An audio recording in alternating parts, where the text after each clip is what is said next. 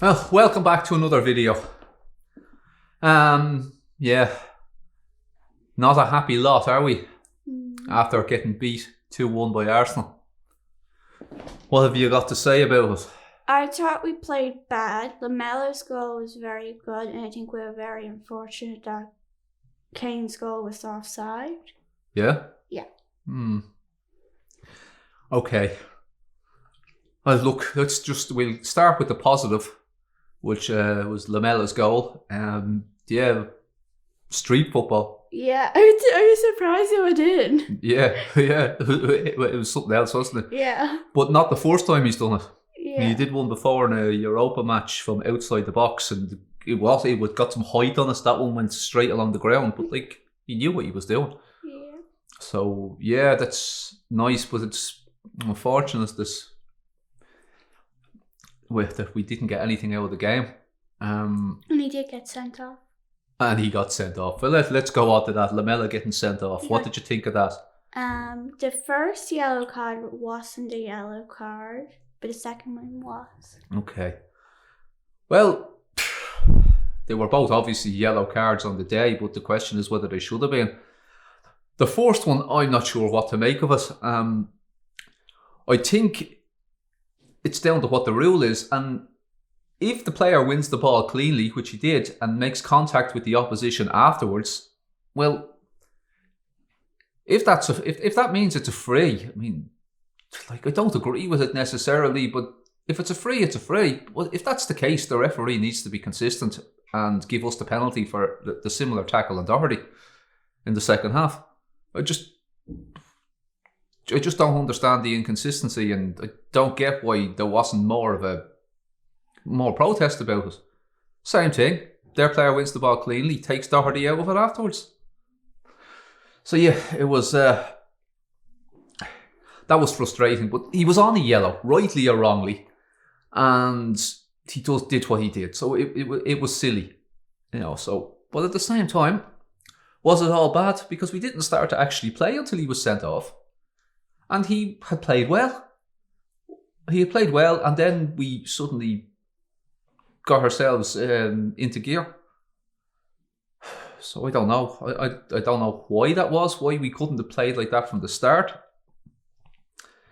I have to think a certain amount of it comes down to the manager sending him out with a certain mindset. But he said when interviewed this, he was unhappy with how we played in the first half. But surely we went out and played that way because he wanted us set up that way.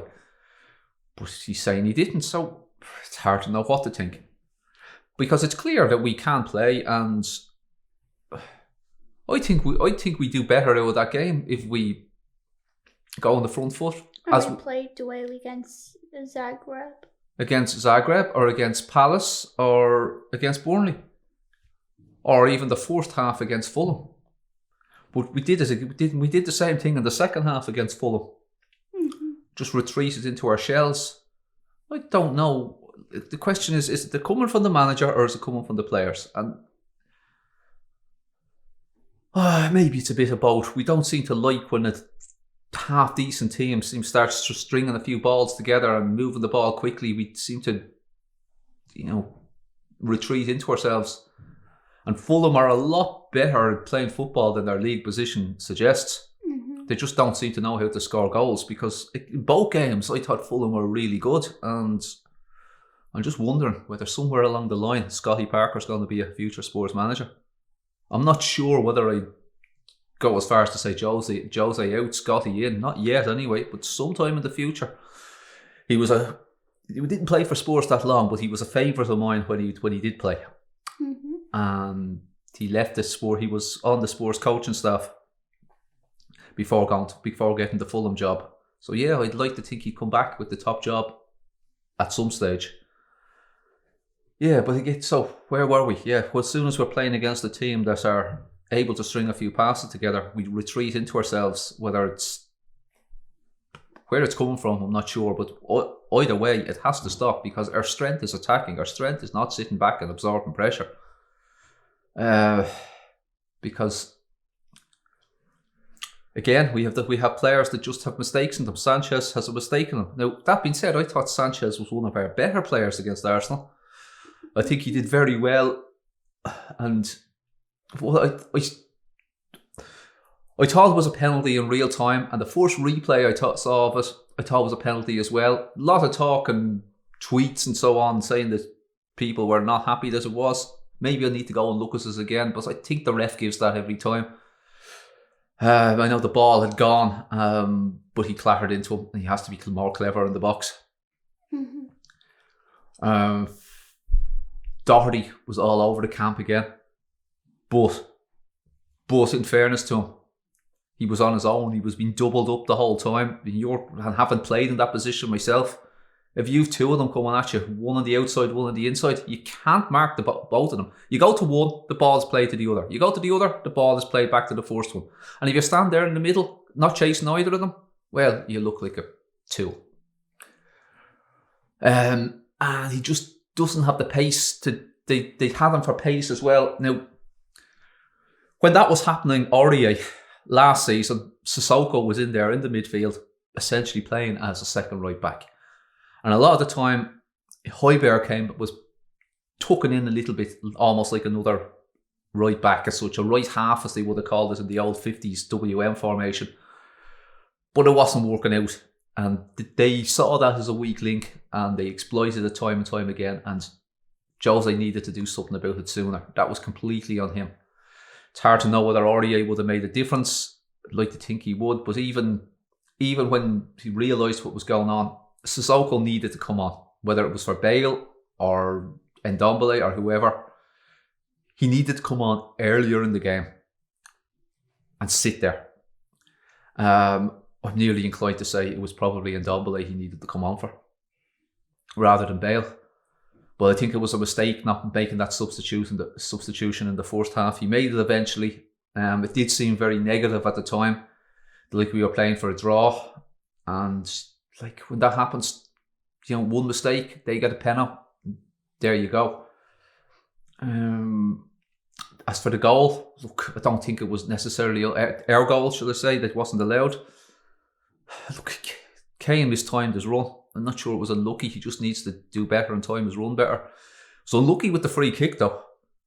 Free kick cannoned off the post, and Sanchez, I don't think he could have done a whole lot better. He was on the ground when he snapped it. It was on. He got the shot on target there. Defender just did well to head it out. And you know what? I don't want to see Harry Kane take another free kick again. Yeah. He's hit the post with two of them, but he had another one towards the end up over the bar. Lucas scored one. Lucas has actually scored a free kick this season, and he needs to be given a chance to take them if it suits a right sider. Reggie was shaping up for us as well, and maybe if Bale's not on the pitch, maybe he needs to be given one or two. If he has the confidence to take them, maybe he's practicing them in training.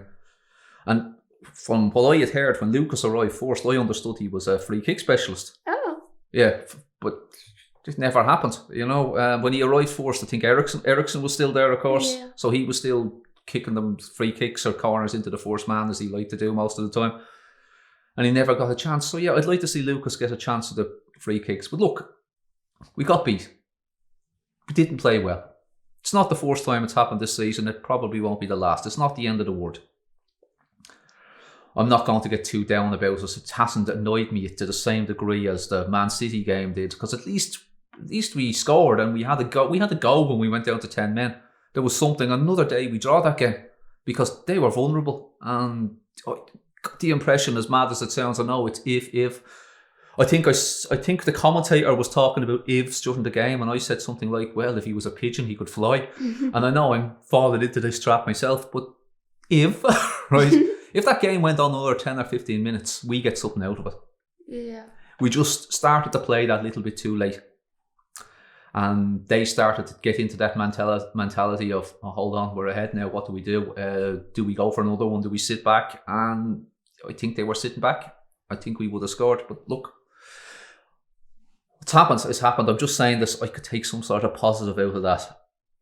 Obviously, the other negative is Son went off with a hamstring injury. Yeah. Not pretending to be a doctor or anything, but just judging by the way he pulled up, he didn't go off on a stretcher or anything. I'm inclined to say it's not a particularly bad one. I don't think it's going to be a Lo Celso or a Kane one where he's out for months. But yeah, where is Lo Lo Celso? Celso's been out with a hamstring since the Leicester game. But apparently he picked up a different injury and he was over that and picked up another smaller injury in training, so it's another week or two out. Yeah, it's not good. His look seems to be injury prone, which is unfortunate. A proper 90s Spurs player, always injured. But yeah, hopefully Sonny's injury isn't that bad. I'm hoping it's a 2 to 3 week job, rather than 6 to 8 weeks. It just didn't look. It didn't look. I can tell you now, having done one of those myself, when you do one of those bad tears, like you know about it. But when I did mine, you could hear it. You could actually hear it going. Yeah, it made a noise. You could hear it sort of going. So I don't think it was. I don't think it was. It was like that. I think it just. He didn't look like he was. He didn't look like he was in enough pain to have done it properly. So because of that, I'm hopeful that he's not going to be out for that long. But I don't think he was managed well. I think he played too many games. He looked like he was tired, and these injuries come up when you're fatigued. That's when you're most vulnerable to pulling a hamstring or quad or some calf, something like that. Is when you've been overworked. And I know they've sports scientists. We saw some of it in the Amazon documentary. But surely the squad needs to be used better. Surely Dele needs to be in there more often. Vinicius needs to be used more because Kane is next. You know, with playing every game. And like this now, Zagreb game, like we can't mess that up. Yeah. We messed that up, arguably the season's over. Yeah. You know, I think if we don't finish top 4 and win at least one of those trophies, Jose, well, his position really has to come under scrutiny. I mean, like, we can still win 2 trophies and finish top 4. Yeah. Like yesterday's game, not good, but not a complete disaster. We're still in the mix because, like, Everton lost, West Ham lost, Chelsea drew. Like, there's one of the. I think City, Leicester, and Man United are going to get those top 3 spots, but I think 4th spot is completely up in the air. Yeah. And we're not out of it yet, amazingly enough. So we can still do all that. Whether we will or whether I'm confident is another matter. I'm not saying by no means I'm saying that I'm confident. I'm just saying that it's possible we could do it. It's depending on what happens. But we have to beat Zagreb, and if we're going into every game going, oh, it's a must-win game, Harry Kane has to play, he's going to pick up a muscular injury. It's just going to happen. I mean, the warning is there. We're just after seeing it happen to Son, being overworked. Yeah. So these other players need a chance, but at the same time, is he prepared to take the risk? Yeah, it's hard to know. So what would you do? Wait to Zagreb on Thursday, 2-0 up. Do you start Kane or Vinicius? Probably Vinicius. I think I'd take that risk as well, and I start Vinicius. You're allowed 5 subs. If something ridiculous happens in the first half, if they go 2-0 up in the first half, well, just bring on Kane. It's game on. It's game on. Yeah, but we score. You know, we score. It would be in that hypothetical situation. They go 2-0 up. And then we score, it's 2-1. They need to score another 2 because 3-1 we win on away goals.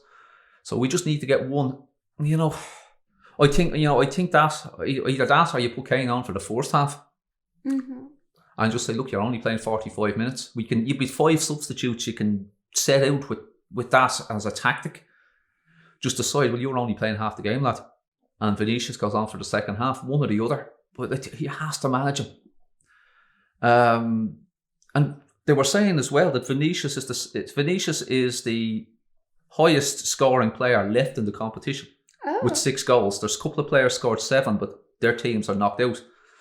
So yeah, if he was to get a couple, Vinicius could be top scorer in the competition. Yeah. Isn't that crazy? Yeah. You know, so it's possible. So yeah, he needs a chance. We're paying his wages. Like, he has to play. No one's saying he's as good as Kane. And no matter who we're going to get in as a reserve, striker to back them up. They're not going to be as good, but we have to give them a go. The squad needs to be managed. Højbjerg looked knackered again against Arsenal. He looked out of sorts. I'm not sure he wasn't able to do his job if he was over covering for Doherty as well. But he's suspended, so he's not playing. Son's obviously not playing. Why? So Son is injured for. No, I meant Højbjerg. Yeah, he got a booking against Zagreb in the first leg, so he's suspended. Oh yeah. So he misses the game. So yeah, there will be changes, and then we have Villa on Saturday, which away, and they're not complete. I'll have to look at the table again, but I don't think they're completely out of the mix because they've a few games in hand. If they were to put a run together, you never know. They're doing okay, and we've got to beat Villa.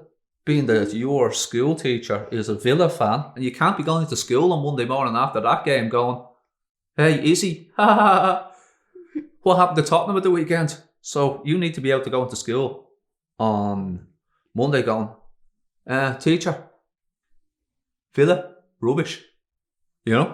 That's what you need to be able to say, isn't it? Yeah, so we got to beat them, and we haven't played them at all this season. Between one thing and another, we have to play them twice. Cancelled, yeah, but for some reason or other, it was COVID, wasn't it? Their game. Yeah, they had to make some COVID cases. They had COVID cases, and then the game got cancelled. So we still have to play them twice. But even looking at the rest of the fixtures, we have to play. I think we have to play Leicester, and we have to play United. They won't be easy games, but the rest of them. To play Villa twice, and we to play Newcastle and teams like that.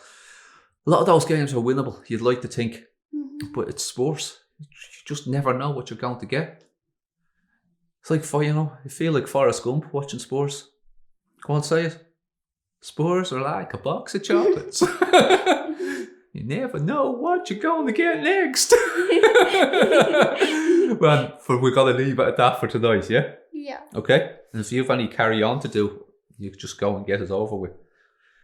And you just, like, at this stage, you don't really feel very much like carrying on. Well, here, give me one of those. I think what's going to have to happen now is this fella's going to do the Rabona kick. Are you ready?